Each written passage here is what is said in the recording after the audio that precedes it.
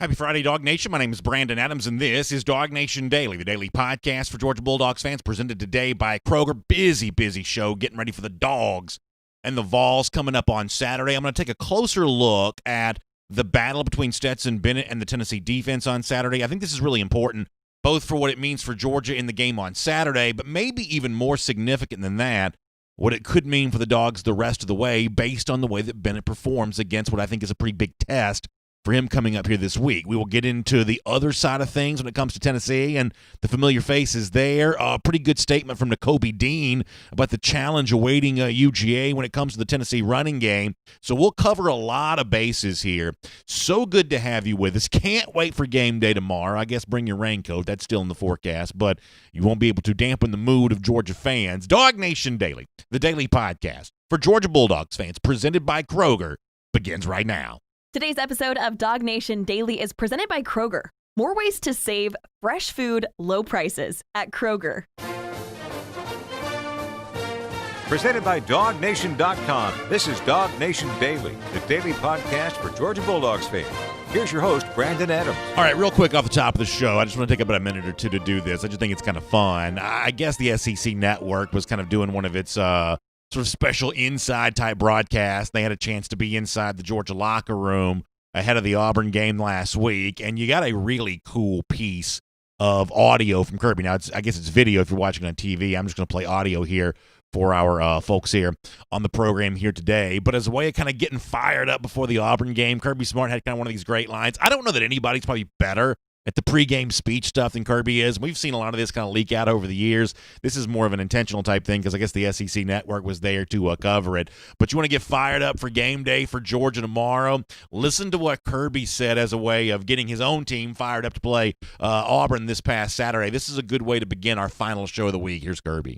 Somebody tell you what you can and can't do. We make a statement tonight. You understand me? 4 quarters of hell. Make it quit. Make them never want to play you again. Let's go kick these guys. Kirby says, unleash 4 quarters of hell, make them quit, make them never want to play you again. Now, I don't know that there's anything that sort of stands up and kind of reminds you of Kirby Smart's personality more than that phrase right there, to be so physical in a game that the other team says, you know what, I'm tired of football. I'm not sure I want to do this anymore. Maybe I'll look to opt out. Maybe this coronavirus thing, maybe this is more than it's cracked up to be. Maybe I will just kind of opt out here for the upcoming game, everything else. That to me just kind of sums up Kirby Smart so beautifully right there. I love the idea of Kirby extending that challenge to his team before the Auburn game this past Saturday. And I know that many Georgia fans love the notion that Georgia could bring the same kind of physicality into the Tennessee Vols coming up here this week. After all, Kirby's told us more than once that he respects the physicality of Tennessee on its offensive and defensive lines of scrimmage. He expects a more physical game from Tennessee than Auburn gave last week. Maybe the pregame message then because of that is maybe it's a little bit different, but one way or another, you know that Kirby will have that team chomping at the bit, ready to go once again, the same way he did last week. That's pretty good stuff there coming in from the SEC Network and the Georgia fans who were kind of sharing some of that on social media throughout the last couple of days. All right, now that I've got that out of the way, let me kind of get serious on a different topic for a moment. I think that Saturday is a very big day for Georgia and its current starting quarterback, Stetson Bennett. I thought it was very interesting when Brad Nessler was on the show yesterday from CBS Sports, who is going to call the game, obviously, for CBS on Saturday, when I asked him, when it comes to your pregame preparation, how much of this are you thinking about, the possibility of multiple quarterbacks playing? That's something I went into last Saturday's game thinking you might see more than one Georgia quarterback take a snap. Nessler says on the basis of the way that Bennett played last Saturday, that his expectation is this game I'm paraphrasing here, but this game belongs to Stetson Bennett this upcoming Saturday, and I believe the same thing is true too. I mean, I think the one thing you have to just say is, objectively true is that Stetson Bennett played a very good game against Auburn last Saturday. He averaged 9.6 yards per attempt. Now, I've always felt like that if you want to measure the true performance of a quarterback, yards per attempt is the most important stat of all when it comes to quarterbacking play because it kind of combines the accuracy with, some degree of explosiveness, not yards per completion because that doesn't tell me how accurate you've been. But yards per attempt means how many yards does a team get on average when you drop back to throw. That's a pretty telling stat. 9.6 a week ago against Auburn. If you pull that out for the entirety of the season, that would have been good enough for 5th best in the country last year. And yet what Bennett does is that performance against a team that came into the game as a top 10 team, and at the very least, one of the upper tier teams in the SEC, Stetson Bennett objectively had a very good game against Auburn in his first game as a starter. But here is what we know, and I've said this before this week, and this is just something you have to factor into your discussion. Bennett is now going to try to do something that a couple of other SEC quarterbacks ran into some trouble when they tried to do this last week. He's going to try to take what was a good game and then follow that up with another really good game. You remember KJ Costello, week 1 against LSU? He was the talk of the college football world for the way that he played against the Tigers.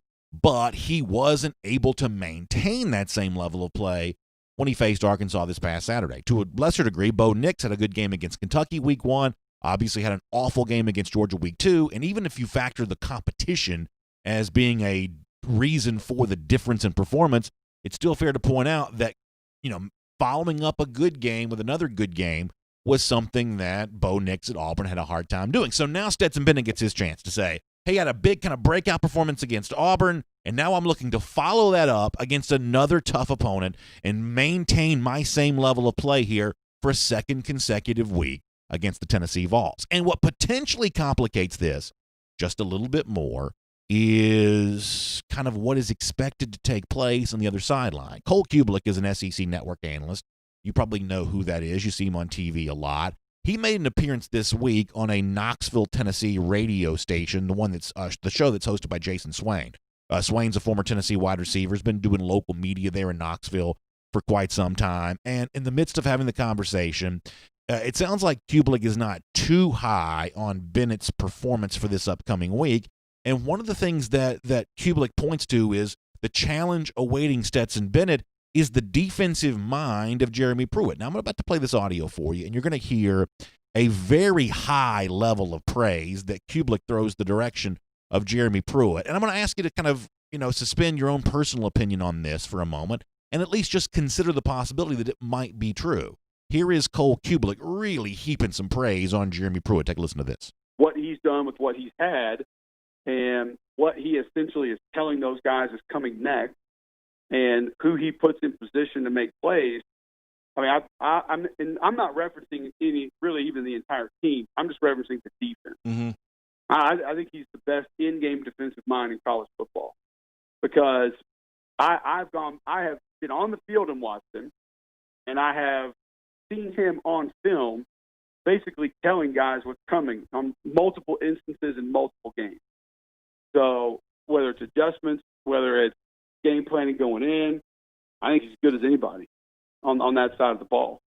So that may sound like too much for you. That may be a little too much hyperbole, a little too much hype, a little too much praise. Jeremy Pruitt is the best defensive mind in all of college football, best in-game defensive coach in the country. That might sound like a little too much. And honestly, to me, I kind of wonder if that's not exaggerating just a bit, maybe for the audience that you're speaking to on a Knoxville radio station. I guess I kind of wonder some of that a little bit.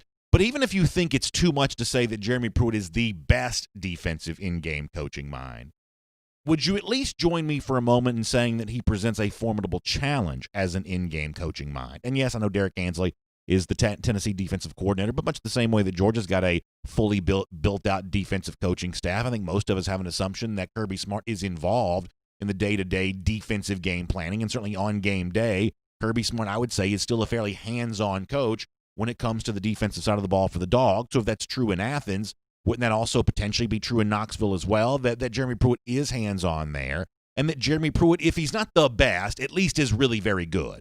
Would you be willing to stipulate that going into Saturday's game, that even if we don't quite believe the full level of that hyperbole, that when you do battle against Jeremy Pruitt defense, you are expecting a stiff challenge because of the fact that Pruitt has been really good at making these in-game defensive coaching adjustments? Say what you will about him as a head coach, and in the same interview, Cole Kubelik said, I haven't seen enough yet to make that evaluation. But when it comes to the side of the ball in which he's an expert, that Jeremy Pruitt's really very good, and I would probably agree with at least that part of this with Cole Kubelik, even if I'm not quite willing to go all the way and say that he's the best in-game coaching mind in all of the SEC.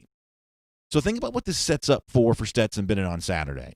It may be that Bennett kind of falls into the same trap that maybe KJ Costello fell into in week 1 or Bo Nix fell into in week 2, maybe maintaining the same level of, I would, bordering on elite play that Georgia got from Stetson Bennett a week ago, maybe maintaining that for a second consecutive week.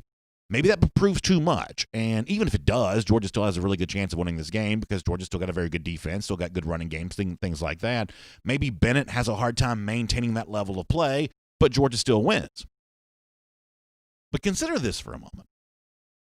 What if Stetson Bennett goes right out there against Tennessee on Saturday and plays well once again? What if he does something similar to the Vols that he did to the Tigers a week ago? At that point in time, doesn't the evaluation of Stetson Bennett have to greatly change? All of a sudden, this guy that most of us, and I've admitted this in the show, this guy that most of us would have never considered to be Georgia's starting quarterback, if he goes out there and plays well against a guy who's at least a very good defensive coach in Jeremy Pruitt, if not what Cole Kubelik says, the best defensive coach in the country, if Stetson Bennett plays well again on Saturday, then hasn't Stetson Bennett raised or should have raised the level of expectation that all of us have for him? And once again, to kind of go back to the notion of, well, it's not Stetson Bennett who's supposed to be here right now. He's not the one that's supposed to be doing that. Have you looked around and have you seen what's been going on in the SEC as of late? This notion of the quarterback who thrives is not necessarily the guy it was supposed to be. That's been a little bit of a theme in the SEC over the last couple of seasons. All we think of Joe Burrow now as the Heisman Trophy winner, maybe one of the greatest single-season performances from a quarterback we've ever seen. But when he first arrived at LSU, he kind of wasn't supposed to be that guy either. This was a guy that was kind of overlooked at Ohio State, buried in the depth chart. That's why he transferred. Now, I'm not telling you that Stetson Bennett's going to be Joe Burrow. I'm not saying that. But what I am saying is that Joe Burrow also wasn't the guy who was supposed to be as good as he turned out to be. And everybody, for the most part, knows that backstory. It's just that we've kind of forgotten it because Burrow was so good last year. Even in the SEC right now, Georgia next Saturday is going to play against Alabama. In all likelihood, Mac Jones will be the starting quarterback. Mac Jones is also not supposed to be the guy for Alabama. Thus far, though, he's playing really well. Remember, this was like a 3-star recruit, came in the same year. They signed Tua Tagovailoa. He was the second quarterback in that class.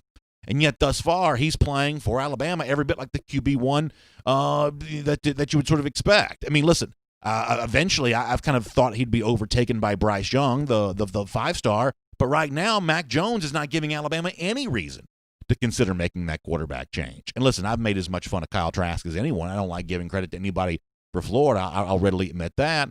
But Trask is also kind of playing above what his profile suggests should be possible. This was a guy, as many of you know, who wasn't even the starter for his own high school team, and yet right now he's 10th in America in yards per attempt this season. He's at least having a very good year and playing much better than his profile as a recruit coming out of high school suggests he should have been able to do. So Georgia's story with Stetson Bennett actually fits in pretty well with a lot of what's been going on in the SEC in recent years. Guys who actually thrive and play well, leaning on experience, hanging around a program for a while, and then using that to their advantage when they play. That's not all that unusual right now in the SEC. I can't guarantee that Stetson Bennett goes out against Tennessee on Saturday, plays just as well as he did against Alabama, or I should say Auburn the following week. But if he does, it's time to recalibrate those expectations. Stetson Bennett will be the starting quarterback for the Georgia Bulldogs, and he'll have no reason to be looking over his shoulder. My name's Brandon Adams, and this is DawgNation Daily, the daily podcast for Georgia Bulldogs fans, presented today by Kroger. Good to have you with us, no matter how you get to us today, live on video, 10 a.m., DawgNation Facebook, YouTube, Twitter. We're also available on the radio at noon on Athens Sports Radio 960 The Ref, and as a podcast wherever you find them, including the world-famous DawgNation.com. Good to have you with us. Busy show for us. We'll get Jeff Sintel coming up in just a moment here. I'll also remind you about our friends at Kroger. You know, as the Braves continue to move through the Major League Baseball playoffs, don't forget our friends at Kroger, proud sponsors of the Atlanta Braves as they make that move there. You mix it up with the Braves in the postseason. You can also mix it up with your friends at Kroger to get ready for that big postseason run here. So stock up for all the post-game party that you need. plan your Big Brave celebration by going to Kroger.com for a lot more on that. Good to have the Braves doing well in the postseason. Good to have some college football coming towards the weekend, and nice to have Kroger as a big sponsor of all of that. DawgNation Daily presented by Kroger here today. All right, talk a little Georgia offense there off the top. Before we bring on Jeff Sintel and do a lot of recruiting talk with him, let me shift gears here. Let's go around the doghouse, presented today by our friends at Marco's Pizza. And obviously, when you take a look at Tennessee, one of the things you know you got to be ready for is a big, stiff task. One has been a very good Tennessee running game so far. They're second in the SEC right now in yards per game. They've had some explosive runs. They have, found a way to use a tandem of running backs to go out there and really get that job done. Obviously, running behind an offensive line that's gotten a lot of attention going into this game. And yet, much the same way on yesterday's show, we talked about Trey Hill, the Georgia center, saying, hey, maybe a little bit of a chip on our shoulder about hearing so much about the Tennessee offensive line. For this Georgia defense, who's now heard a lot about this Tennessee running game, maybe a little bit of a chip on their shoulder as well to make sure they go out there and stymie that rushing attack, because Georgia does not like the idea of giving up rushing yards really to anybody. But clearly on Saturday, with Jim Chaney at the helm as offensive coordinator, that is what Tennessee's going to try to do. But it was interesting to hear Nakobe Dean address that topic head-on this week, both respect for the Tennessee running game and an eagerness for the challenge of going out there and trying to stop it. Here is the very well-spoken Nakobe Dean. They both great back. I feel like one probably more shifty or harder running than the other, maybe. But I feel like they both great backs. They both bring a little bit of different feel to the game. They both great players though. Whoever's in, you gotta give them the best, basically. At Georgia, we pride ourselves on stopping the run. So I feel like it's always an excitement when we go against a team who runs the ball as much as they do.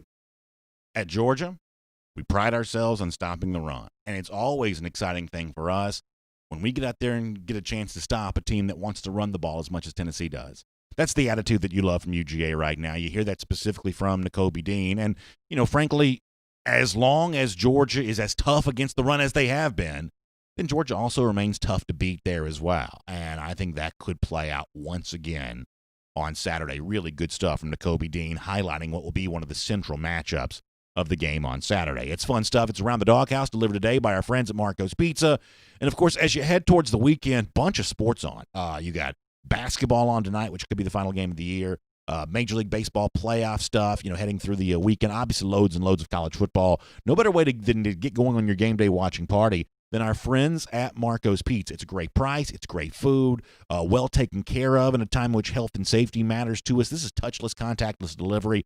Pizza's cooked in a 450-degree oven. Also great savings as well. How about a large one-topping pizza? 10 chicken wings or dippers. It's just $17.99 right now.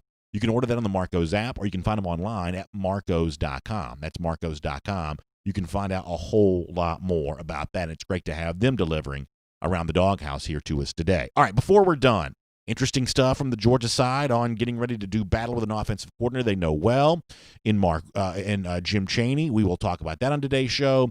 Just a lot more on Georgia, Tennessee before we're done here, but there's a lot of recruiting stuff to get into as well. Head-to-head battles that Georgia could be waging with Tennessee, including a big one that's going to come to an end next Wednesday, or at least the next step in that recruitment. We'll let Jeff Sintel tell us if it's truly coming to an end. That's going to go down with five-star offensive tackle Amarius Mims. Why don't we begin with that subject there as we get ready to welcome in Jeff Sintel on the road, assisted by AAA. From Athens and across the SEC or wherever the recruiting trail may lead, here's a DawgNation.com insider. Well, hello to Jeff Sintel here. He is on the road this weekend, covering high school football, talking to recruits, doing the things that we love to have him do, and then bringing that information to us right here on DawgNation.com, and, of course, here on DawgNation Daily, presented by Kroger, and on the road, assisted by AAA here. So, Jeff, as we welcome you in, let's begin right there. This is the name to know over the course of the next few days. Next Wednesday, it all goes down for five-star offensive tackle Amarius Mims. The internet has led me to believe this is a Georgia-Tennessee battle, and frankly, there's some online chatter that would suggest that Tennessee's a real threat in this to Georgia. How real is that battle between Georgia and Tennessee right now? And I guess as a way of kind of, furthering the conversation, how much does what's going to happen on the field between these two teams on Saturday, how much does that potentially impact this? Yeah, I think that's probably the the way it's been, Brandon, for maybe, I guess, basically the last 3 or 4 months, especially with Mims. I think Tennessee has made this a battle. Former Georgia line coach Will Friend. There's a lot. He's been up to Knoxville quite a lot of times. The latest plan I've heard is he still expects to be in Athens this weekend as well. And it's interesting. I think you'll see. I think it's already happened. I think you'll continue to see some of these recruits. They're just going to go by the book, but they'll find a way with a ticket or whatever to go in and maybe watch a game. Maybe the commitments, most especially, to watch a game this fall. But I think it's been Georgia and Tennessee for a while. I would be surprised if it became any other suitor that was really in heavy consideration other than Georgia or the Volunteers. But make no mistake about it, I think this is a very big moment for Georgia's 2021 class. Look at Matt Luke. Look how spotless his record has basically been as a Georgia recruiter. Even pressed into some difficult situations in retaining a lot of guys last year. Broderick Jones, Kate Ratledge, those guys immediately come to mind. Don't forget Chad Lindbergh and Cedric Von Granger. He's done well with nailing down Micah Morris, even though Micah Morris was a silent commitment for several months before even Sam Pittman left his post at Georgia. And then you've got Dylan Fairchild, which was a huge win as well for what Georgia's trying to build with their 2021 recruiting class, especially up front. I think with this, there's no way to classify this as if Georgia does not land Amarius Mims in this class. That would be a big miss for the 2021 cycle. So help me understand this a little bit, that he attends the game on Saturday. He has to, I guess, buy his own ticket or come into possession of his own ticket somehow. This means he doesn't get to sit in that little section that's next to the tunnel where the team runs out. Doesn't get to do that. Has to sit somewhere in the stands. Georgia coaches still can't have any contact with him, even if he is there. They obviously not going to turn him away at the turnstiles. That wouldn't be, fair. But they can't speak to him, right? I mean, what does it mean for a guy like Mims or any other recruit that might also, industriously find his way into the building? What does it mean to actually be there? They're just, fans, patrons like anybody else. Can they have any contact at all with anyone? How does that work specifically? I think basically there's a lot of gray area here. Number one is that you don't actually, get to interact with the coaches. That's still a big time rule there in terms of on campus face-to-face recruiting. But the things there is they're American citizens and they're patrons. They can buy a ticket. They can come into possession of a ticket. They can visit. It's really interesting. We spoke to Pierce Sperling III this week on Before the Hedges, and his family has had season tickets for years. And he gets to go into the Tennessee game, and there's going to be no shade thrown that way because you can't legislate a family's independent purchases with holding Georgia tickets. And he'll get to go there for the first time as a Georgia commitment. I think the thing, really all that a guy that wants to do like that, they just come in and they can sit in the stands. They can soak up in all the environment, the atmosphere.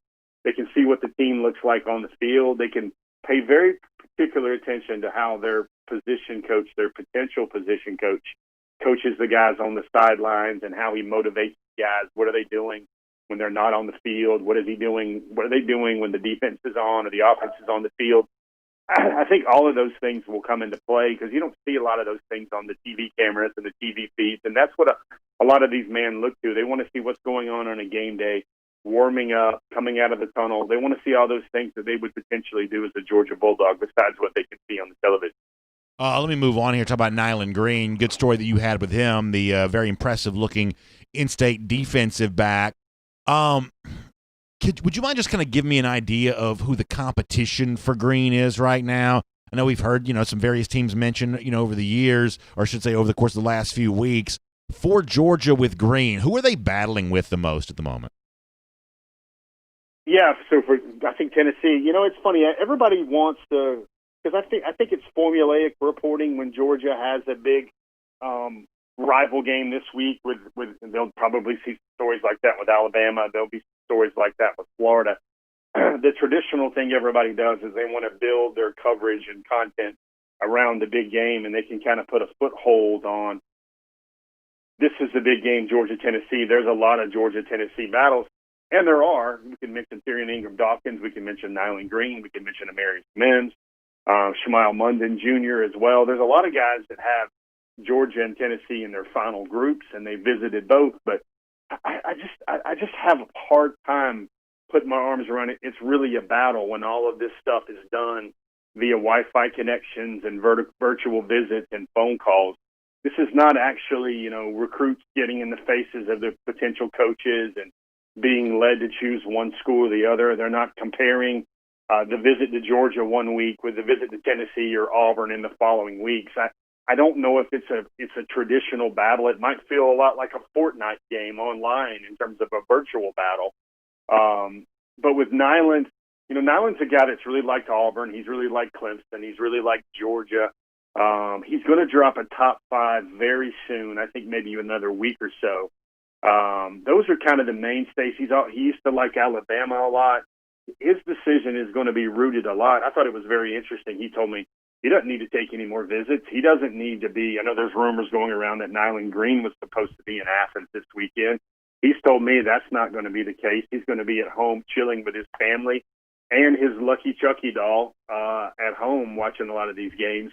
I think the one thing that he told me that was interesting about his recruiting is that he doesn't need to take these visits, but he'd sure like to. He said he would have likely been at the Georgia-Auburn game this past week. He likely would have been at Georgia-Tennessee this week. Just getting to see all those teams that are in contention for him up close play a big, vital game. Well, it's kind of funny that you bring that up because I thought that Smile Mondon, the 5-star linebacker, also said something similar in your story with him a couple of days ago at DawgNation.com. And putting aside for a moment that I hope all these guys choose to come to Georgia, when I hear these young men saying, I've taken enough visits to make my decision, I'm not saying it's going to be Green. I'm not saying it's going to be Mondon. I'm not saying it's going to be anybody in particular. But for a lot of these guys, I don't think they know what they're missing out on right now, whether it be, I'm not even mentioning like the fun part of taking visits, but I do think the visit experience can be a really important data point of what a place is going to be really, really like. I think there are a lot of, places once you truly take a visit there, you find out, maybe it's not as good as it looks through like the virtual communication we've been having over the course of the last couple of months. I'm really fearful, Jeff, when you think about the class of 2021, once they're finally on campus somewhere, that a lot of them are not going to be happy with their choice. And this is not like a Georgia versus Tennessee thing. I'm not saying this for a selfish reason right now. I'm honestly saying this for what I think of as an unselfish reason. I'm a little concerned that some of these guys are going to be unhappy with their eventual choice because I don't think they've gotten to kick the tires as much as a typical recruit would. Even though they say right now, I've taken enough visits, I don't think, because these guys have never experienced this before, I don't think they realize how valuable those final visits, especially the official visits, how valuable they can be in terms of truly identifying what would make a place more special than another. Yeah, that's a valid point. I think it's also grounded in the context of history. Remember how Georgia would always line up their key targets along with their key commitments for those official visits on those 2 weekends, especially that weekend after the SEC championship game when before the early signing period. I think the camaraderie is very important there that builds there across those visits. And you saw Georgia try to mimic that with their truck bed tailgate fishing trip with Brock Vandegrift in August, much like LSU and then Oklahoma has already accomplished as well. For me, I think, Brandon, honestly, I think it's a way where you've got two polar extremes here. I've covered kids that have told me they've been to places like 30, 35 times, and I've covered kids that have only been to all their top schools about 2 times a piece, and they feel that's enough. I think that there's a really healthy medium to get into there where too much information is bad and not enough information is going to skew your decision in terms of its merit. The thing to think about here is I worry about a guy like Tyrion Ingram-Dawkins, for example. That's a guy that, a year ago he was 6'4", 240 pounds, wasn't really a big recruit. Now he grew like 1 or 2 inches, but put on 60 pounds and changed his body. Now he's about 6'5". He's about 300 pounds. In doing so, he became a top 10, top 25, definitely a top 10 defensive tackle prospect. He's a guy that hasn't seen enough yet. He's a guy that hasn't been there enough. If you look at other guys, Nyland Green, Shemile Munden, Amarius Mims, Micah Morris, a lot of those guys, we always saw him at those guys at Sanford Stadium and then other SEC venues across the South, a lot their sophomore and a lot their junior year. They've had that balance of information to go back on. A guy like Tyrion Ingram-Dawkins, I don't think so. A guy like Terrion Arnold, I don't think so. What about guys like Mason Smith or Corey Foreman? Those guys have not been around enough around their key top choices to really vet everything out. All right, it's around the it is On the Road, assisted by AAA with Jeff Sentell here on DawgNation Daily here today. And, of course, a lot of you know that I've been a big fan of AAA for a long time. My family and I, we've been members since 2004, 2005, really long time. We kind of go back there. One of the things that saves us worry. The peace of mind we get with the legendary roadside assistance is very valuable to us, but it can also save you money as well, and maybe in ways that you're not even fully aware of. Did you know that when you switch and save with AAA, you can save on average $529 on your auto insurance? That's big savings from AAA, and if you don't think of AAA for auto insurance, now's the time to kind of make that change in your mind and eventually make that change with your policy. It's AAA.com/auto insurance for more details. AAA.com/auto insurance. That'll get you in touch with our friends with AAA. And, of course, we're on the road with Jeff Sentell, assisted by AAA here today. A good piece from you also recently, within the last week or so, anyway, up at DawgNation.com with four-star defensive back Terrion Arnold. I think Arnold's a very interesting prospect as a player because of the potential versatility. I guess I think of him as a safety, but maybe there's a chance this guy's also a cornerback at that next level too. It seems like he really provides a lot of options for the team that's able to sign him. And I guess I'm a little curious about this, Jeff. How serious is Florida in this? I know Arnold's good friends with Xavier Sorey. Sorey's had a little bit of Gator chatter on his social media as of late. I'm not saying that means that Xavier Sorey's going to Florida. I honestly don't know. But, I guess you kind of wonder, is Florida still a player for Arnold here? Where does that kind of stand with Georgia and this guy that obviously through your reporting, Kirby Smart has been very, very specific in letting Arnold know how valuable he is to the Georgia situation. How much do the Gators loom here in this recruitment for Arnold? I think he's going to come out with a top five. Another one of those coming soon right now, and I fully expect the Gators to be in there. I bet Alabama's going to be in there. I think Georgia's going to be in there. Those are the schools that are hitting him up an awful lot. Florida State, his kind of hometown school, will probably be in there as well. Florida is a school that has definitely been trying for Terrion Arnold for quite some time. I think he's been to Florida a little bit more than maybe some of the other schools there. I do believe, not as much as I believe the Corey Foreman, Mason Smith connection there. I think those two guys are tethered. They've convinced me that they want to play together. I get sort of the same feelings there with Terrion Arnold and Xavier Sorey Jr. That feels a little stronger than most years as well, but not as strong as the conviction you hear from Mason Smith when he's speaking about how he has to play with his brother, Corey Foreman. Terrion, man, number two safety, I think when more of the evaluations come out for him, I think he's gone from a top 200 prospect to a 160 overall prospect.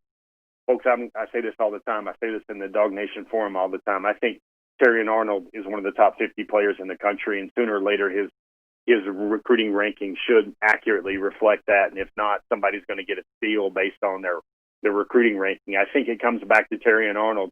Been doing this for more than a minute, and I've never heard a recruit tell me the things that Kirby Smart has said to them. I never heard the Keely Ringos or Tyson Campbells of the world report back to me that Kirby Smart said, you're a Thorpe Award type guy. You can be the type of defensive back that can be a Heisman finalist in the Downtown Athletic Club. These are maybe, certainly, I'm sure someone would bat an eye and wonder if that's just the embellishments of COVID-19 recruiting. But I simply haven't heard Kirby Smart say those things to a recruit about how badly he's needed in Athens. That relationship is very key there. And the thing with Terrion Arnold that struck me is he keeps coming back to, I asked him a simple question: what's the biggest tug you get right now to the University of Georgia? And he remembers that truck bed. He remembers hanging out with Brock Vandegrift, Amarius Mims, Corey Foreman, Xavier Sorey Jr., and Mason Smith, and thinking, I might be in the back of a truck bed. Let me throw Lavassier Carroll in there as well. I might be in the back of the truck bed with 7, maybe 8 future first-rounders, and wouldn't it be great if we all played together?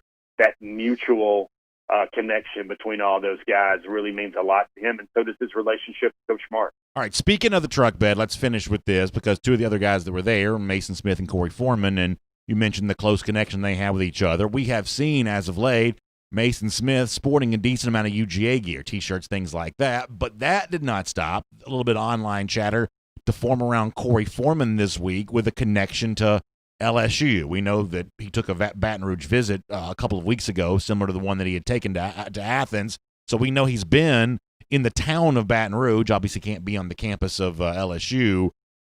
What do you make of that chatter about Foreman and LSU right now? How seriously do you take that? Well, I mean, again, let me just correct one thing. Corey Foreman can walk across the campus. He can go to the library. He can go to the student center. He can walk around the quad. The things he can't do is he can't be inside the football building. He can't be inside the locker room. Yeah, that's really what I mean. Yeah, I mean, that's really what I mean, yeah. Yeah, and get those face-to-face connections. I think the thing with Foreman, I think that picked up a little bit of the chatter online is he took another visit, as was reported, for the Mississippi State game to check out Mississippi State, and that's the one that LSU lost, of course, or at least to check out the environment and the atmosphere for the Mississippi State game. I think a lot of these atmospheres are just going to be missing. I've read some reports of, how you couldn't even put tailgates up, and people were, Brandon, this is a funny thing. I know some Georgia fans that might try to do this one time. They looked up the property maps and the zonings to see where the campus borders and the campus grounds stop within a mile of the stadium, and they found somebody's houses that were outside the edges, the closest one's to Death Valley, and that's where they put their tailgates at, and that's where they rented out some parking lot and some green grass to do their tailgates from because it extended beyond the LSU arc of conventional control. Yeah, because I can tell you in Athens last week, I saw this with my own eyes. There were, security types going around and telling people they had to put their chairs up because there had been, I think, a lot of confusion about what was allowed, in Athens, and in Athens, I mean on campus on game day. I'm sure it's some of the same kind of stuff at LSU too, where people were told they could congregate around their car, and so they're getting their tailgate chairs, and they're just going to sit around their car like what they thought they were told to do. And then people were coming over and telling them they had to put their chairs up. They essentially could stand around their car, but they couldn't sit around their car. It is really weird how legalistic some of this has kind of gotten. I know that's not the point you're getting to, but honesty compels me to admit that I was a little taken aback by the legalism, around what is and what isn't allowed when it comes to pregame festivities right now. I mean, it's just a different year. Hopefully, the kind constables around Athens, Clark County wouldn't bug somebody that were sitting on the back of their truck bed. Maybe they can still sit on their tailgate and get away with it, or their hatchback or whatever. But for me, Brandon, I just think about a lot of recruits, a lot of elite recruits, especially elite out-of-state recruits. DeAndre Swift is a name that comes to mind. Kendall Milton is a name that comes to mind. The atmosphere, the people, the pageantry, it just means more here. Somebody ought to make that a slogan. It just struck them that they do football differently here in the South, and maybe even in Athens, Georgia, differently than they ever dreamed it was possible. And they wanted to be playing in front of a stage where football meant so much. I just don't think they're going to get that this year. And maybe a guy like Akili Ringo in the past just won't see that from repeated interactions with Georgia, not just the Georgia staff. And it might be harder for Georgia to pull a guy from across the country than in years past. But that's not going to stop this staff from trying in any ways, means that they can possible. I think that 52 quarterback hurries and the Wolfpack hunt tweets that are going out across social media. I know you see it on your TikTok, Brandon. I know you see it on your Instagram, Brandon. I'm going to make folks laugh by saying you have a TikTok at everything else. But that's the way Georgia can recruit these young men right now. I think 52 quarterback hurries, 26 in the first two games. I think that's the way to show guys like Mason Smith and Corey Foreman that you're going to get to the league in the first round by pressuring the passer here at Georgia, too. Jeff, good stuff. Thanks for being here on the road, assisted by AAA on DawgNation Daily, presented by Kroger. Hope you have a good weekend. Enjoy the game on Saturday. Enjoy the high school football here this evening. And we'll see you on Before the Hedges, presented by Kroger on Wednesday. The big Amarius Mims decision. DawgNation will be, of course, all over that. And back here again on DawgNation Daily, on the road, assisted by AAA, next Friday as well, ahead of the game against Alabama, which ought to be a lot of fun. Jeff, thanks so much for your time. Hey, great being here again, and everybody stay dry this weekend. Let's take a look around the rest of the league. This is SEC Through. Yeah, I'm not going to lie to you. I'm a little bummed out about the rain. You just got to make the best of it. It won't certainly dampen my mood, but I know for some of you that, listen, this was like the big game you got to go to. I don't know of anyone who got all the home tickets this year. I know some people that got 3. I know some people that only got 1 game. And, for some people, the Tennessee game is their big game. I hate the idea that it's, potentially messed up by rain. So whatever you're doing, hope you make the most of it. And by the way, let me suggest this as a way to make the most of it. Our friends at Classic City Lager, it's a taste of Athens. This is kind of a lighter, easier drinking beer. It's a lager-style beer, but they don't sacrifice the taste. They don't sacrifice the flavor. It's delicious. And the good news is, you can stop by and see them downtown Athens, their snow tire facility, their tap room there, and enjoy that there. But you don't have to be there to do that. You can, any retailer you go to, 6 and 12-pack cans, like you see on the video screen right there, for those of you who are watching on video. 6 and 12-pack cans available year-round. Check out Classic City Lager. It is good cold beer. And you can find out more with the hashtag #GoodColdBeer. All right, we have kind of a supersized version of the SEC through, so I want to roll through a bunch of stuff. Last night, Will Muschamp was doing his radio show, Carolina Calls, where they still take phone calls. Now, I cannot believe in the year of our Lord 2020, there is still an SEC coach taking live phone calls on a call-in show. Georgia hasn't done that in years. I really didn't know anybody was still doing that, but Muschamp apparently still does. These coaches typically get paid pretty good money for these radio shows, so he's willing to endure that. But as has been told by a bunch of people, I didn't hear this myself, a caller called in and kind of went through this long diatribe about face shields and corona masks and things like that, and then finally suggested that Will Muschamp ought to wear a ski mask so he could more easily steal money from South Carolina Athletic Director Ray Tanner. There was a little bit of a chuckle from Muschamp, and the nervous host, Todd Ellis, the former Gamecock quarterback, kind of nervously moved the show along. But if you want to know how things are going in Columbia right now, callers saying Muschamp should wear a ski mask so he can more easily steal money. I saw this stat on South Carolina. I thought this was amazing. They've actually given up 30 or more points in 4 consecutive games. That's a problem, especially when you factor in the fact that they're still pretty good in the secondary, and they've recruited really well along the defensive line. The schedule's been a little tough for them to start the season, but they need to be better on Saturday against Vanderbilt on the road as a pretty big favorite. If you're the kind of person that's point spread inclined, one thing I will point to you is over the course of the last 5 times that Vanderbilt has been a 10 or more point underdog at home, they failed to cover in 4 of those instances. They're 1-4 in their last 5 at home against the spread as a 10-plus point underdog. In other words, when people expect Vanderbilt to lay down and die, they have a tendency to lay down and die. So I like South Carolina on Saturday, but pretty clearly Muschamp needs a big win. We told you earlier this week about the shift in location for Missouri-LSU. Now we have another complicating factor for that game. Missouri is apparently not expecting to have a decent number of its players, either through contact tracing or positive coronavirus tests. They're expecting to be missing some players. So there was about a touchdown shift in this game when it went from Baton Rouge to Missouri, to Columbia, Missouri, from about a 20-point spread down to about 14 in some places. All of a sudden, the Missouri absences may move that the other direction. I think it's really telling that Missouri seems to have player absences, both when they played Alabama and now LSU. I don't really know what to make of that, but it certainly seems like Missouri's pretty convenient in when they have players missing games. By the way, speaking of changes, there is a change to Alabama Ole Miss. That game is now moved later. It stays on Saturday. We said yesterday that Nick Saban and Alabama are going to try to avoid a change here at all costs. They didn't want to play on Sunday because obviously that shortens their preparation for Georgia. They didn't want to move the game to November 7th because that's the week before they go on the road to LSU. So it is expected to be bad weather, really rainy, but maybe not quite like, monsoon hurricane type stuff by moving the game later in the evening there for Alabama Ole Miss. That is the story on that. A couple other SEC through stories I want to make sure we get to. I think the Auburn-Arkansas game is interesting on Saturday. Now, listen, this has actually been a pretty sneaky good rivalry in the SEC for quite some time.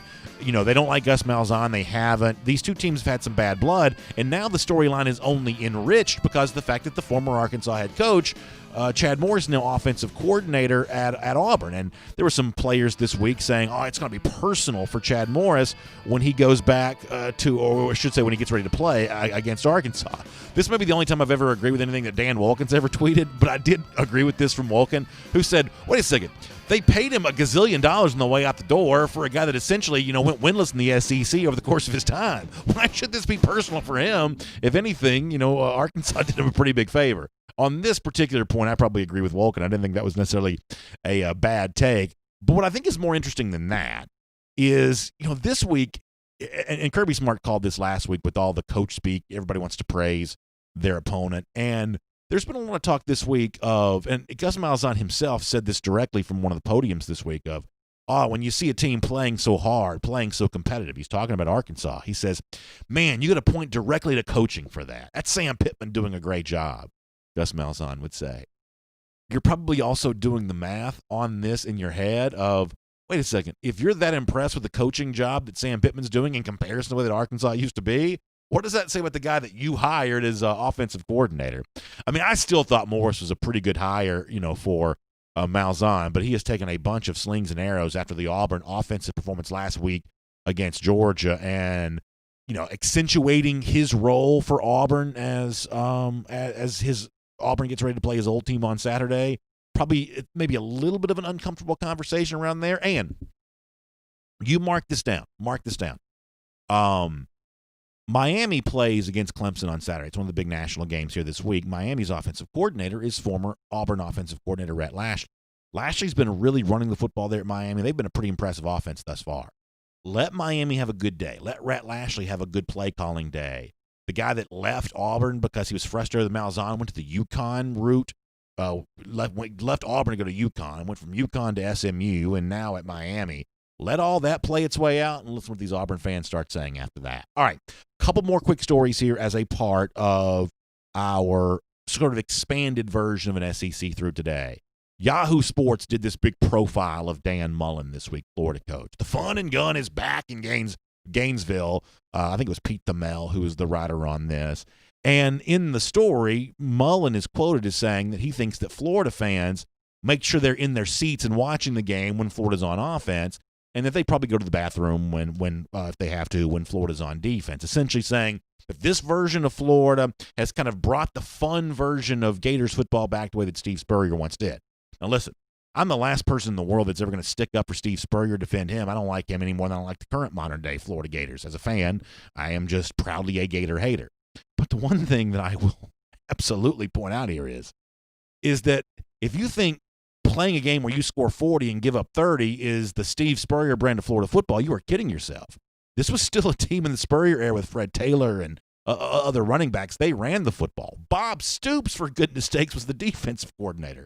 The Javon Curses and the Lito Shepherds and the really good defensive guys. If you think the version of football that Florida's played through 2 games this season is a fun and gun version of Florida football, you are tarnishing the reputation of Steve Spurrier by suggesting that, and you're forgetting that Bob Stoops ever even existed. So we'll see about Florida on the road against Texas A&M on Saturday. Aggies need to play well. Florida needs to prove its defense can show up, and the Aggies' offense hasn't been great thus far. So a little bit to prove for the Florida defense when you get to Saturday. And then I'll also just briefly mention DeMarcus Bowman, former 5-star running back at Clemson, leaves in the middle of the season, transfers to Florida. He won't be eligible this season, but Florida takes on another high-profile transfer here, and some of those have worked out. Mullen's been pretty good at that. Can't recruit high school recruits worth a flip, but seems to be pretty good as a destination for transfers. We'll make that your SEC through. By the way, real quick, I'll also say this. For those of you thinking about getting some action down on some games this weekend, don't forget it's winning season at MyBookie. You can get a big first deposit bonus when you sign up to $1,000. You can get your first deposit doubled, but you've got to use the promo code DawgNation. So simply search MyBookie online, and the internet will do the work for you. Then use the promo code DawgNation. Get a big deposit bonus. You can get it doubled. You can get up to $1,000. Then after that, you play, you win, you get paid with MyBookie. But make sure you use the promo code DawgNation. All right, let's turn our attention back to Georgia, Tennessee here on DawgNation Daily, presented by Kroger. And obviously a lot has been said by Cade Mays this week, the fact that Georgia will be seeing him on Saturday. But that's not the only familiar face that's involved in this discussion. It's also Tennessee offensive coordinator Jim Chaney. Earlier in the show, we played Cole Kubelik with a dire warning for Georgia fans that Jeremy Pruitt's the best in-game defensive coach in America, whatever it was that Cole Kubelik said on the Jason Swain radio program. Well, Mark Webb, Georgia defensive back, who had a great interception last Saturday against Auburn, he's also got respect for the offensive mind the Vols put to work here. Former Georgia offensive coordinator Jim Chaney. In fact, Webb says the thing about Chaney is we know that he knows Georgia well. This is Webb on that topic from this week.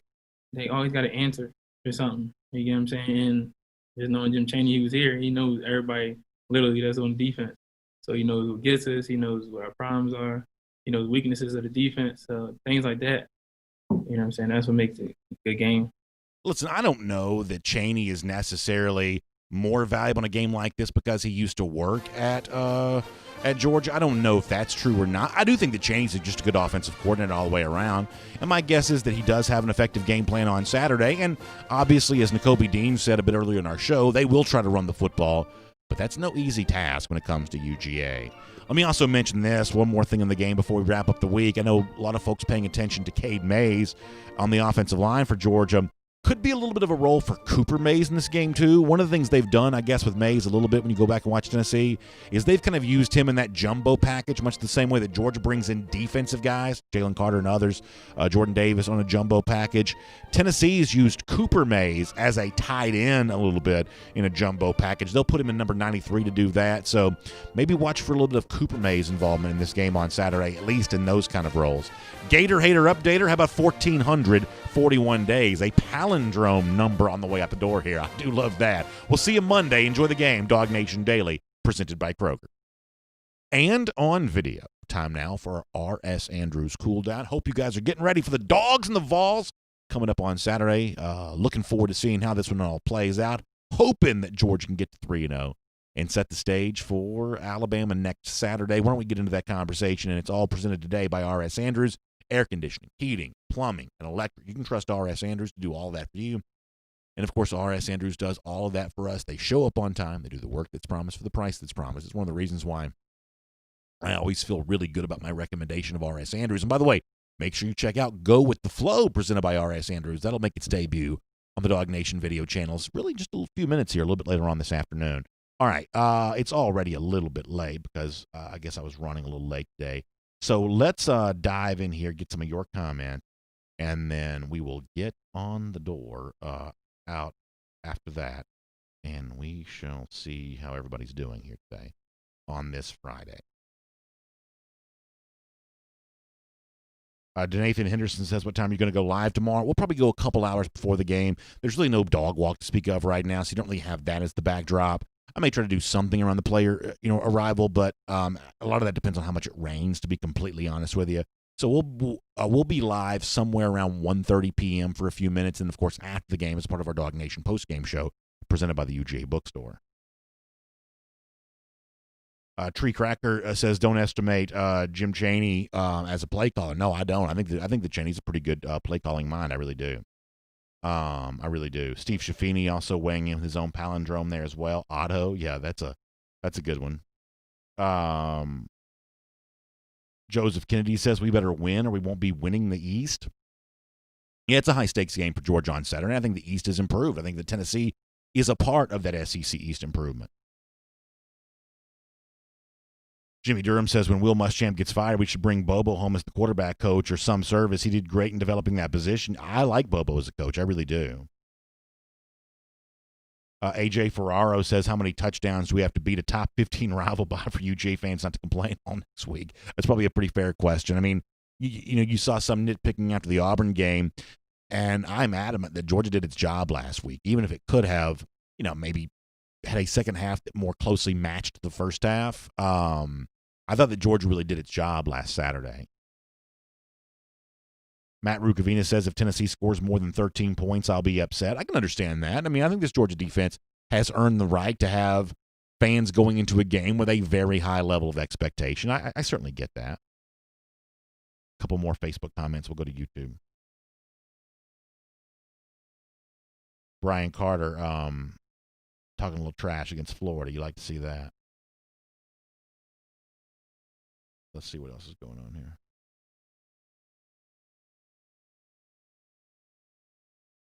Matt Rugavina says, we've seen Kirby yell into the headset at Chaney. I wonder if he'll point to the box this weekend. Yeah, people remember that moment in the Kentucky game in 2018 where Kirby just went crazy in that press box.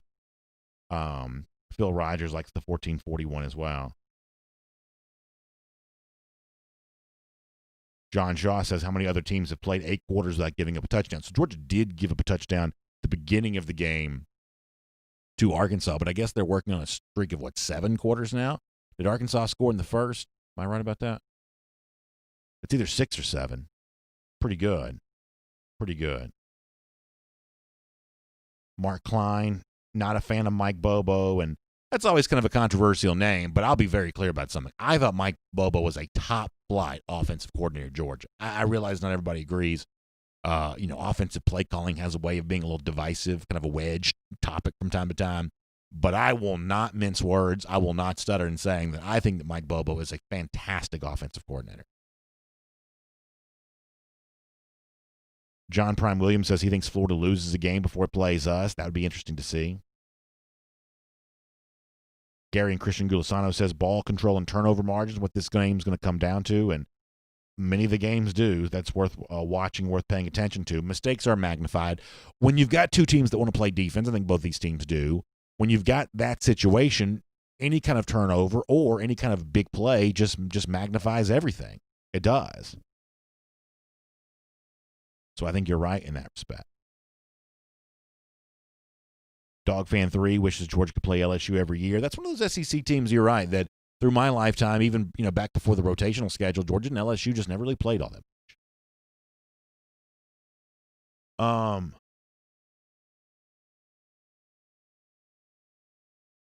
Frank Patterson says, with our big last few cycles, I would rather hit big on a running back and a defensive lineman and miss big at offensive lineman and wide receiver. Well, I don't know that wide receiver is a huge priority for this class this year, so you may be kind of getting your wish on that. And listen, you got to keep that offensive line stocked, but I understand that you feel like you've seen a lot of wins there.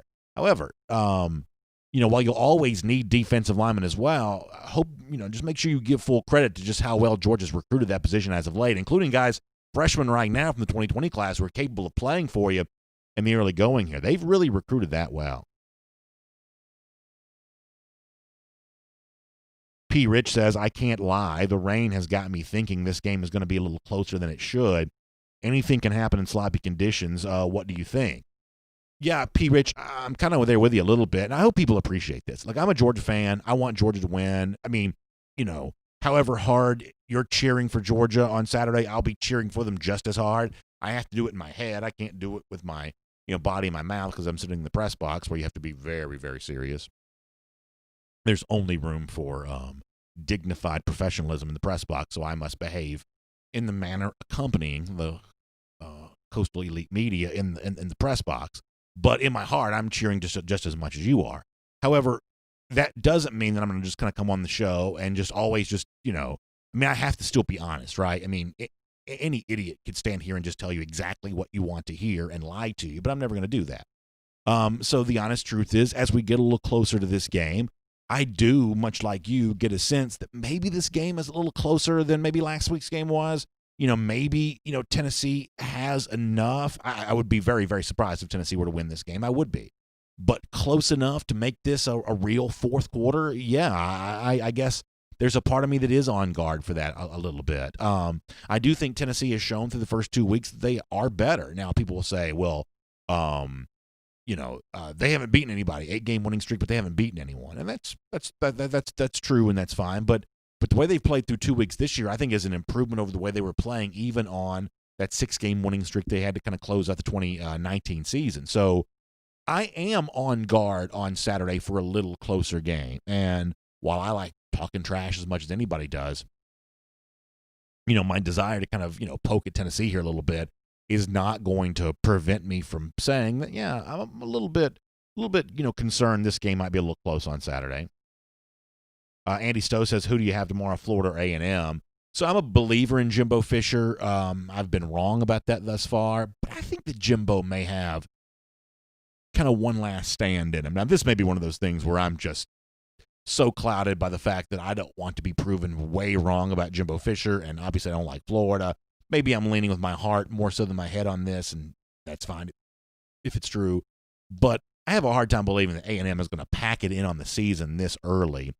And, I think that Florida's got some real defensive concerns. I think a lot of people think that Dan Mullen's a way better coach than Jimbo Fisher, but if you look at the comparison side by side right now, I mean, isn't the big difference between these two programs the teams that they've played?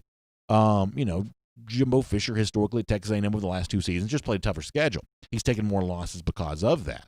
What has Florida really done? Now, they did beat Auburn a year ago, but other than that, aren't most of the Florida wins under Jimbo Fisher against teams that really Florida's kind of the favorite a game in which they were expected to win. So I'm not quite so sure that Dan Mullen is necessarily a better coach than Jimbo Fisher just because he's had better results the last couple of seasons. A&M has played a really, really tough schedule, and Florida's a tough opponent upcoming this Saturday too.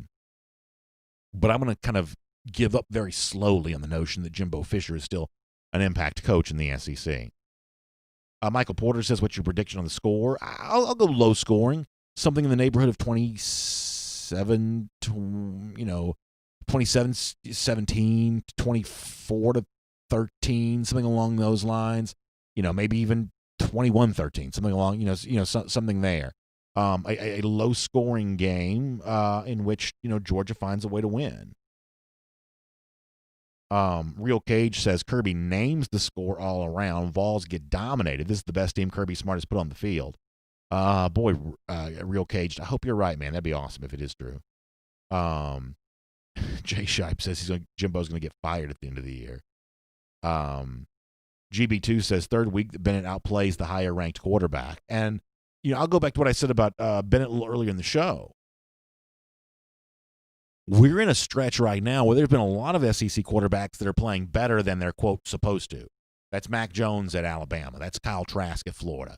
That was really Joe Burrow last year at LSU, who was never supposed to be as good as he turned out to be once he transferred from Ohio State to LSU. And if Stetson Bennett were to do that, it'd be kind of an amazing story, but it would not be the most uncommon thing to have ever happened in college football for a player just to play and actually end up just being better than he was supposed to be. I do think that star rankings matter, and I think that those, accolades are typically pretty predictive. But as I said before, you look at the numbers that Bennett put up against Auburn last week. I don't know that any quarterback playing for Georgia last Saturday, Jamie Newman, JT Daniels, anybody else, I don't know that anybody would have played better than Bennett played a week ago. Now, it is hard to do that again. Costello didn't do that. Nix didn't do that. In a year in which you're only playing SEC competition, maintaining a level of top-end consistency is going to be tough. And so maybe Bennett does come back down to earth here this Saturday, and maybe that opens up a conversation for who should truly start next week against Alabama. If that goes on, I'll be more than willing to engage in that. But on the way in which that Bennett played last week, I don't think that Bennett should be looking over shoulder this week. And if he plays this well against the Tennessee defense, as I said before, even if you don't believe Cole Kubelik's assessment that Jeremy Pruitt's the best in-game coaching defensive mind in college football, he's at least a very good one. And I do think that he's probably going to spend a bunch of time this week trying to devise something that flummoxes Stetson Bennett. But if Bennett still thrives, even in the midst of all of that, against what I think is a pretty good Tennessee defense, then at that point in time, you just sort of have to say, well, Stetson Bennett is QB1 for Georgia. I love how over the course of the show that if you don't acknowledge Huck Finn's trolling comments, they just get more and more intense. Like, part of me wants to never notice anything that he says, and just to see how crazy it gets by the time we go off the air. I do think that's pretty funny, actually. All right, a couple more things here, and we got to get ready to go. Frank Patterson also kind of pointing out that when it came to some of the coronavirus predictions, Huck Finn hasn't exactly batted 1,000 on those. But listen, Jay Shipe's all over Jimbo Fisher. Jay, I don't think they can afford to fire him this year. Plus, I'm just telling you, look, he may not ever win the national championship. He may not. But I mentioned this on Cover 4 Live yesterday, that the best they've ever done in the SEC in conference, I think, is 6-2. So, this notion that he still couldn't have, by what A&M standards, is a pretty good season with a much easier schedule than they played a week ago.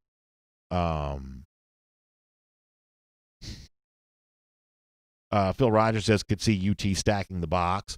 There could be some of that. And that's the kind of thing that Georgia's got to defend against. By defend, I don't mean defense. I mean, you've got to make if they're going to try to stack the box, you got to make Tennessee pay, because Georgia's not going to just stand there and maul people at the offensive line anymore. You've got to soften that kind of stuff up a little bit. You do. I mean, one of the things that the math people will tell you, like the stat type guys, and sometimes I'm a little hesitant to quote some of this kind of stuff because we can't go back and tell if this is right or wrong without, really getting a protractor out and, spending as much time as the, stat guys supposedly have. But Georgia has not rated very high on what a lot of people view as a fairly key metric for offensive lines and running games, yards before contact.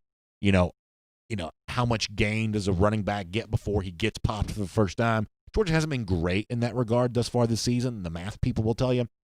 So that's one of those things that Georgia's going to have to do to make the full level of the offense run more efficiently. They've got to spread defenses out more to provide more opportunity for running backs before contact. Because if you want explosive runs, that's how you're going to have to get them. You're going to have to get, big, wide running lanes to kind of come through at some point in time.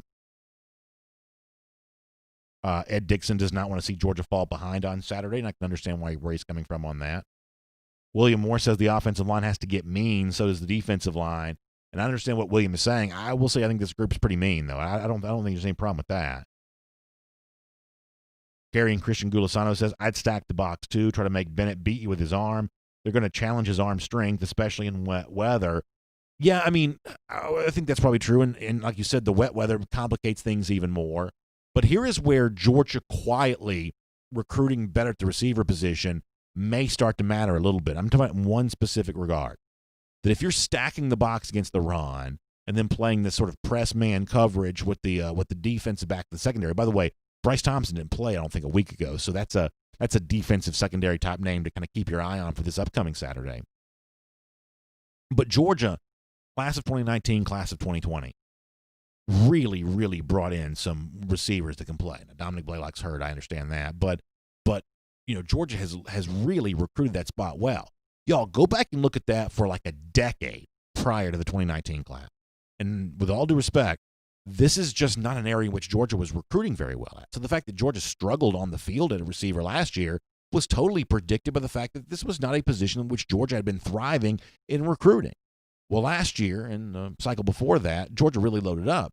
So all of a sudden now, some of the guys who've been in the program a little older, some of the players they've recently brought in of a higher caliber than players they've had in the past, all of a sudden now you want to play that press man coverage on Georgia, stack the box, try to stop the run. I don't know. You may have some guys that beat that now. And trust me, not the NFL scouting combine. Stetson Bennett still throws the ball plenty well enough. If a receiver's beating a defensive back in man coverage, I think Bennett throws it plenty well enough to get the ball to him.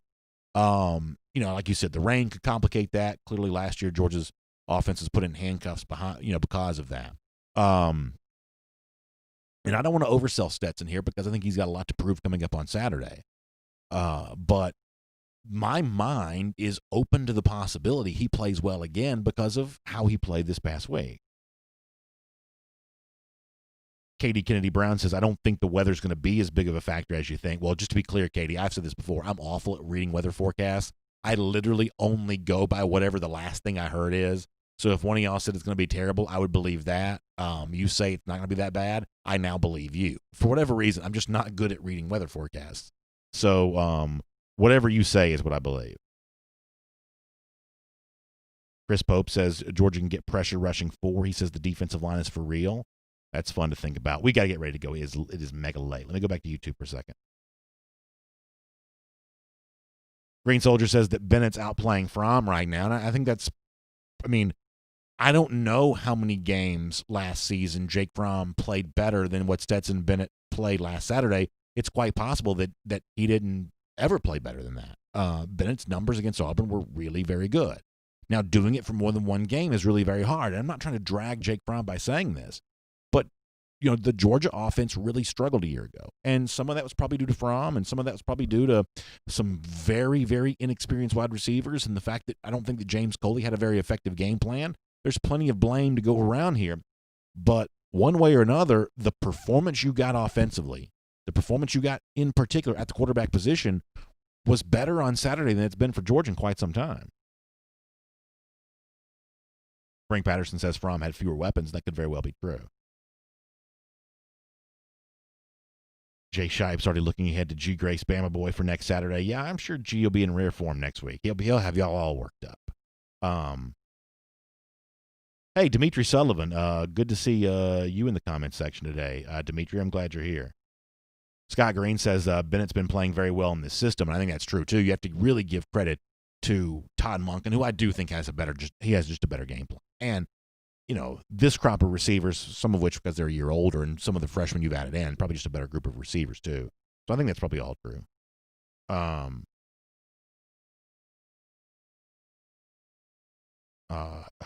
See, here's my point about Huck Finn. He says the Tennessee band's going to be playing Rocky Top loudly at the end of the game, very loudly for good reason. But here, Huck Finn, see, this shows how much you know.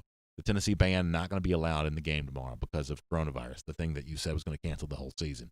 So for those of you that are looking for a silver lining tomorrow before the game even begins, you will not have to hear Rocky Top not one time tomorrow if you're going to be in Athens, because the is it the Dixieland marching band? Is that the Tennessee band? They ain't gonna be there tomorrow.